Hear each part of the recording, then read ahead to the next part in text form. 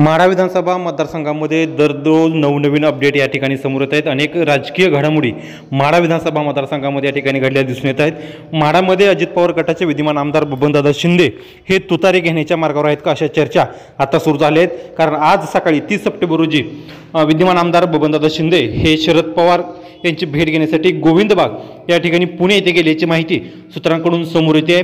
कालच शरद पवार यांचा माढा विधानसभा मतदारसंघातील अकलूज या ठिकाणी मोठा कार्यक्रम झाला होता। त्या ठिकाणी बबनदादा शिंदे यांच्या समर्थकांनी शरद पवार यांची भेट घेतली होती।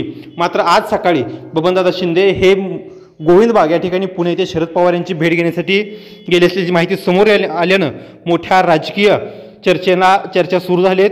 या ठिकाणी विद्यमान आमदार बबनदादा शिंदे हे अजित पवार गटाचे नेतृत्व करत असून त्या ठिकाणी त्यांचे पुतणे धनराज शिंदे यांनी नुकतेच पाठीमागच्या 2 ते 3 दिवसापूर्वी बंड केलं होतं आणि त्यांनी सुद्धा शरद पवार गटाकडे उमेदवाराची मागणी केली होती। त्याचप्रमाणे माढातील अनेक जे इच्छुक उमेदवार आहेत त्यांनी शरद पवारांची भेट घेत बबनदादा शिंदे यांच्या विरोधात एक वज्रमुठ केली होती। महादेवाच्या मंदिरामध्ये सर्व एकत्रित येत बबनदादा शिंदे यांच्या विरोधात निवडणूक लढवण्याचे त्यांनी संकेत दिले होते।